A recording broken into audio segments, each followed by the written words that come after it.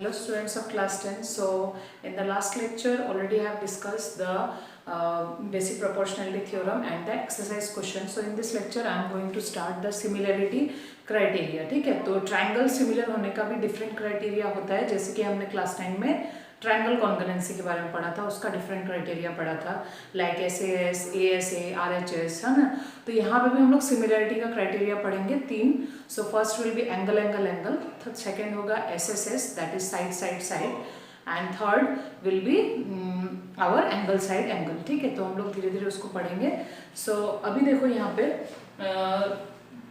Theorem क्या है. First theorem, if in two triangles corresponding angles are equal, then their corresponding sides are in the same ratio or proportion and hence the triangles are similar. So triangle कब similar होगा? जब दोनों का corresponding angles क्या होगा? equal होगा. corresponding angles equal होने के साथ साथ उसका हम लोग रेशियो बराबर करके लिख सकते हैं. So AB by PQ, उसी तरह BC by क्या हो जाएगा? QR, और AC या फिर CA by RP. ठीक है, तब हम लोग ट्रायंगल को क्या बोल सकते हैं? कॉन्करेंट भी, सॉरी सिमिलर भी बोल सकते हैं. तो सिमिलर का जो सिंबल है वो इस तरह से होगा, triangle ABC is similar to triangle PQR. ठीक है, तो ये हो गया हम लोग का फर्स्ट थ्योरम. तो मैं तुम लोग को बताऊंगी कौन सा थ्योरम का प्रूफ आएगा, बिकॉज यहाँ पे हम लोग का सिलेबस थोड़ा कम कर दिया, तुम लोग जानते हो ऑलरेडी. सो जो थ्योरम आएगा उसको मैं डिटेल में तुम लोग को प्रूफ बता दूंगी. So the next criteria is SSS, similarity criteria, or you can say side side side. तो इसमें क्या होता है? इसमें दोनों ट्रायंगल का साइड्स जो होगा वो प्रोपोर्शनल होगा, करस्पॉन्डिंग साइड्स. अगर ऐसा होता है तो हम लोग क्या बोल सकते हैं? तब हम लोग बोल सकते हैं कि उनका एंगल्स भी बराबर होगा और वो ट्रायंगल क्या होगा? कॉन्ग्रुएंट होगा. यही इस थ्योरम में लिखा है. सो देखो क्या है statement, if in two triangles sides of one triangle are proportional to the sides of the other triangle, यानी तीनों का तीनों साइड्स प्रोपोर्शनल होना होगा, इक्वल होना होगा. तीनों का तीनों साइड, उसका तीनों साइड का उसका रेशियो क्या होना होगा? बराबर होना होगा. Then their corresponding angles are equal, यानी तब क्या हो जाएगा? उनका करस्पॉन्डिंग एंगल्स इक्वल हो जाएगा and hence the triangles are similar. Okay, so यहाँ पे देखो पहले क्या दिया होगा? गिवन कंडीशन है साइड्स का रेशियो जो है वो इक्वल है. देन हम लोग साइड्स का ऑपोजिट का एंगल्स जो है वो इक्वल लिख सकते हैं. तो AB का ऑपोजिट, मैंने तुम लोग को ये पहले भी बताया है किस तरह से इसमें हम लोग का जो साइड्स एंगल मैटर करता है. तो AB जो साइड है उसका ऑपोजिट एंगल है C, तो एंगल C. उसी तरह AB के नीचे PQ है, तो PQ का ऑपोजिट एंगल है एंगल R. ठीक है, सिमिलरली BC का ऑपोजिट है angle A.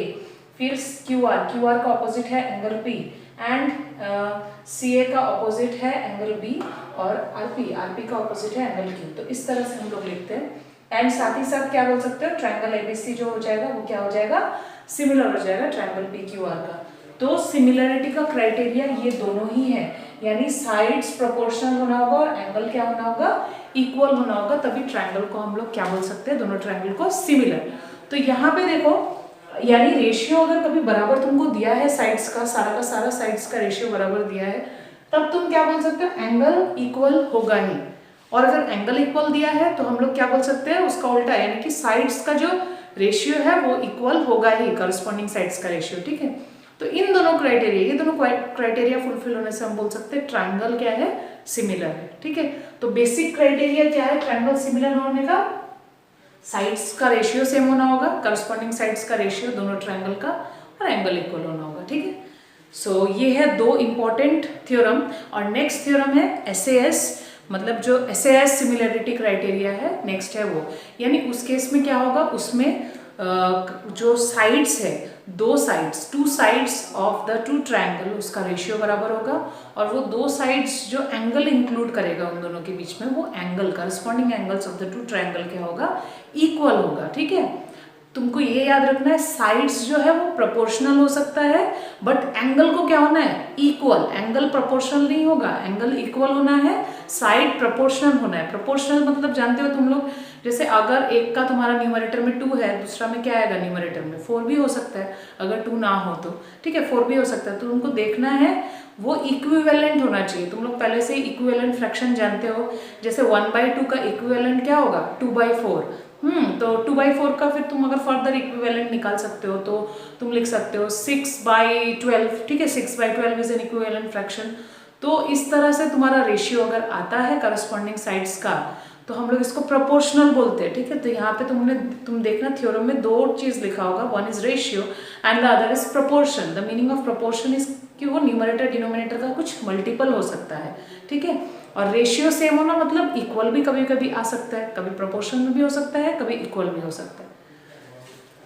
So this is the last theorem, ठीक है। सिमिलरिटी के लिए हम लोग जो कर रहे हैं वो लास्ट थ्योरम या लास्ट क्राइटेरिया तुम लोग बोल सकते हो, SAS, that is side angle side. So last वाला जो थ्योरम था जस्ट करेक्टेड, वहाँ पे थ्योरम क्या होना चाहिए 6.4, okay. So theorem 6.5, so if one angle of a triangle is equal to one angle of the other triangle and the sides including these angles are proportional, then the two triangles are similar. So this criteria is called SAS. तो दो sides जो है वो side equal नहीं होगा, तो ये तुम लोगों को confusion नहीं करना है। जैसे क्लास 9 में हम लोगों ने SAS क्राइटेरिया पढ़ा था, वहाँ पे साइड का इक्वल है, सेकेंड साइड का इक्वल है, और दोनों के बीच में जो एंगल इंक्लूड हो रहा है वहाँ पे वो एंगल बराबर हो रहा है। बट इस केस में ऐसा नहीं है, इसमें साइड्स का रेशियो इक्वल है, ये याद रखना है। साइड्स का रेशियो क्या है, इक्वल है। रेशियो का मतलब क्या है, वो सिंपलेस्ट फॉर्म में है, ठीक है। सिंपलेस्ट फॉर्म मतलब तुम लोग जानते हो, जो न्यूमरेटर और डिनोमिनेटर का कॉमन फैक्टर सिर्फ क्या होता है, सिर्फ 1 होता है, उसको हम लोग रिड्यूस्ड फॉर्म में, वो फ्रैक्शन या रैशनल नंबर जो भी है उसको हम लोग रिड्यूस्ड फॉर्म में बोलते हैं, ठीक है। सो यहाँ जो साइड्स है उनका रेशियो क्या होगा, बराबर होगा, और उनके बीच का जो एंगल होगा दैट विल बी इक्वल। तो यहाँ पे तुमको ये याद रखना है कि angle is not proportional, angles are equal, the ratio of their sides will be equal, okay. और अगर हम लोग रेशियो नहीं बोलते तो हम लोग को प्रोपोर्शन बोलना पड़ेगा, तो यहाँ पे लिखा ही हुआ है, ठीक है। तुम लोग को बुक में मिल जाएगा, हमेशा ब्रैकेट में देखना, रेशियो भी दिया है फिर प्रोपोर्शन भी दिया है। सो सी यहाँ पे क्या गिवन है, AB by PQ is equal to CA by RP, यानी ये साइड और ये साइड डिवाइड करेंगे इज इक्वल टू क्या आ रहा है, CA by RP आ रहा है। तो इसके बीच में ये तुम लोग का दिया हुआ है, ये दोनों साइड्स का रेशियो क्या है, इक्वल है, तो ये चीज तुमको दिया हुआ है ये दोनों, और इन दोनों के बीच का जो एंगल है इंक्लूडेड एंगल, तो इन दोनों साइड के बीच का एंगल कौन सा है, एंगल A, एंगल P। सो ये एंगल क्या है, इक्वल है। Then we can say that triangle ABC is similar to triangle PQR. So ये तुम लोग का फाइनल जो है सिमिलरिटी का क्राइटेरिया हो गया। तो 3 थ्योरम है, इन तीनों थ्योरम में से एक थ्योरम तुम लोग का प्रूफ डायरेक्ट थ्योरम का प्रूफ आ सकता है, तो जिसका प्रूफ आएगा मैं उसको तुम लोग को बाद में बता दूंगी, that will be very simple, ठीक है। सिंपल है बहुत प्रूफ, लेकिन ऐसा नहीं है कि जो नहीं आ रहा है तो तुमको उसको पढ़ना नहीं है, उसको तुमको पढ़ना ही होगा, because you have to do question based upon the theorem, ठीक है। तो ऐसे नहीं है कि उससे तुम लोग नहीं पढ़ना है, ठीक है। उसको पढ़ के उसके बाद हम लोग को उसके ऊपर बेस्ड क्वेश्चन हम लोग को सॉल्व करना है, ठीक है। So next is exercise 6.3 question number 1। यहाँ पे तुमको डायग्राम दिया है, तो डायग्राम मैंने नहीं बनाया क्योंकि तुम्हारे बुक में तुमको डायग्राम मिल जाएगा। तो देखो यहाँ पे क्या करने के लिए बोला है, यहाँ पे बोला है कि क्या ट्रायंगल सिमिलर है तो कौन सा क्राइटेरिया से है। सो फर्स्ट वन इज, तुम लोग देखोगे डायग्राम में कि एंगल A एक ट्रायंगल का दूसरा ट्रायंगल का एंगल P का बराबर है, that is 60 okay, 60 degree. Similarly angle B is equal to angle Q of the other triangle, that is 80 degree, and last is angle C is equal to angle R is equal to 40 degree. So we can say that triangle ABC is similar to triangle PQR by which criteria, yes, angle, या फिर हम लोग बोल सकते हैं AAA, ठीक है। तो सिमिलरली तुम लोग को दूसरा क्वेश्चन में भी इस तरह से करना है। तो 2 नंबर में देखो मैंने उसी तरह से लिया है, क्योंकि वहाँ पे साइड्स दिया हुआ है, जब एंगल दिया होगा तुमको एंगल लेना है, जब साइड दिया होगा तो साइड लेना है। तो साइड्स को लिया मैंने, रेशियो को देखा, तो पहला आ रहा है 1/3, नेक्स्ट आ रहा है 5/8, नेक्स्ट आ रहा है 3/5। देखो ये तीनों किसी के बराबर नहीं है, एक दूसरे के बराबर भी नहीं है, ठीक है। तो यानी कि ये ट्रायंगल, दोनों ट्रायंगल क्या होगा, सिमिलर नहीं होगा। So you have to write the 2 triangles are not similar.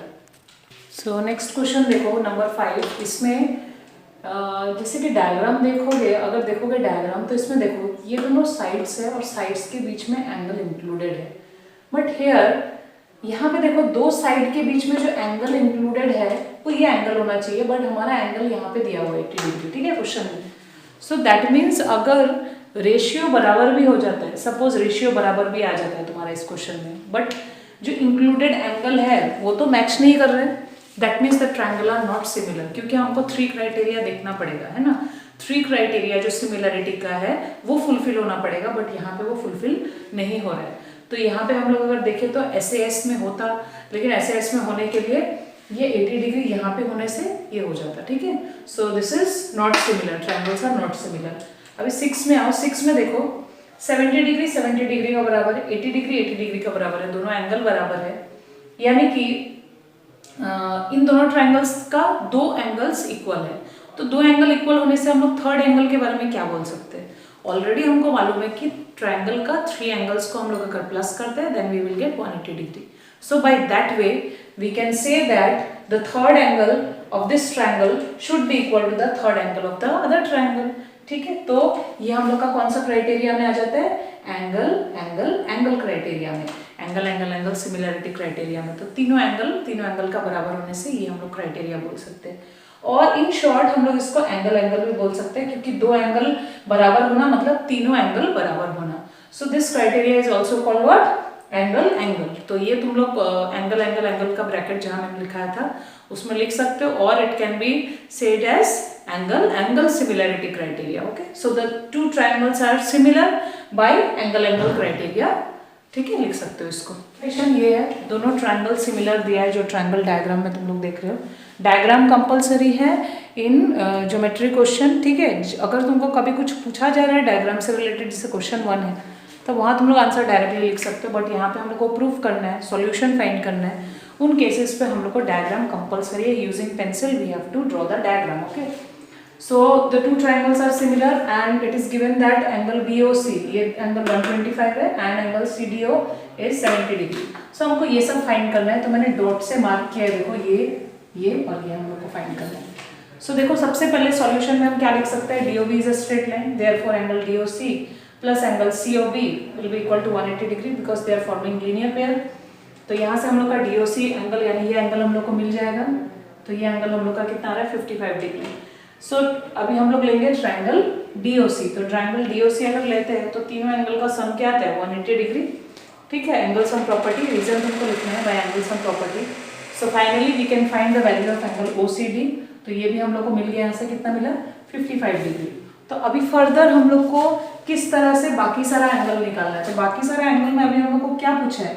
Angle A के बारे में पूछा है। तो एंगल A हम लोग कैसे फाइंड करेंगे? देखो already it is given that triangle ODC is similar to triangle OBA।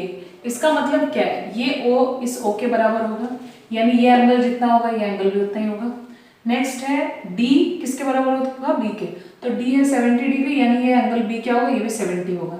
Next होगा C should be equal to what? Angle A। तो यहाँ पे C हम लोग को कितना मिला? Angle OCD, this is 55 degree. तो यानी एंगल A मतलब कि एंगल OAB भी क्या होगा?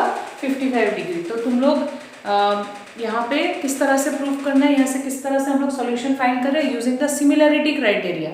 तुम लोग वर्टिकली ऑपोजिट एंगल नहीं ले सकते हो, बिकॉज हम लोग यहाँ पे सिमिलरिटी का क्राइटेरिया पढ़ना है, तो हम लोग को इसका यूज करना पड़ेगा जो हमको गिवन में दिया हुआ है। So given that this is similar, therefore we can say that सभी इसका एंगल्स उसका करस्पॉन्डिंग एंगल के इक्वल होगा। दैट मीन्स हमको जो एंगल चाहिए हम लोग वो लिख लेंगे। तो हम लोग को एंगल OAB फाइंड करना है।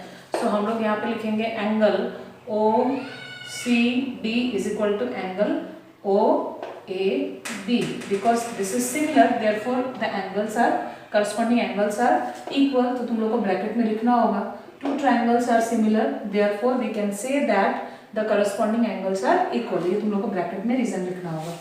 सो एंगल OCD हम लोग को मिल गया 55 डिग्री। सो एंगल OAB भी कितना हो जाएगा? 55 डिग्री हो जाएगा यहाँ से। सो मैंने यहाँ पे तुम लोग को 2 क्वेश्चन दिया तुम लोग को सॉल्व करके। सो अभी तुम लोग का काम है, आगे तुम लोग ट्राई करोगे, ठीक है। बहुत सारा क्वेश्चन है इसका, मुझे मालूम है तुम लोग को दिक्कत भी होगा करने के लिए, but first of all you try, ठीक है। ट्राई करो, उसके बाद नहीं सकने से उसके बाद मैं तुम लोग को इसका आंसर्स मैं वीडियो लेक्चर में या फिर हम लोग अगर जूम क्लास में मैं तुम लोग को इसका आंसर्स किस तरह से करना है वो मैं बता दूंगी। बट अभी देखो तुम्हारे पास क्राइटेरिया है, सिमिलरिटी का क्राइटेरिया, कॉन्करेंसी का भी क्राइटेरिया तुम लोग ऑलरेडी क्लास 9 से मालूम नहीं है, तो यहाँ पे तुमको कॉन्करेंसी का भी क्वेश्चंस मिलेगा। सो फर्स्ट ऑफ ऑल तुम देखो तुम्हारे पास क्या क्या गिवन कंडीशंस है। याद रखो गिवन कंडीशन से ही सॉल्यूशन तुमको मिलेगा, प्रूफ तुमको करना है, ठीक है। तो ट्राई करो इसको। If you find any difficulty you can ask me, ठीक है, तुम लोग मुझे कॉल करके तुम लोग पूछ सकते हो कोई भी प्रॉब्लम होगा तो। देन फर्दर क्या करना है उसके अकॉर्डिंग मैं करूँगी। Before starting the next lecture मैं इसको पहले ये क्वेश्चंस को मैं डिस्कस कर लूँगी अगर तुम लोग को कोई प्रॉब्लम हुआ तो। ओके, सो आज के लिए होगा इतना ही। सो प्रैक्टिस करते रहो। Thank you.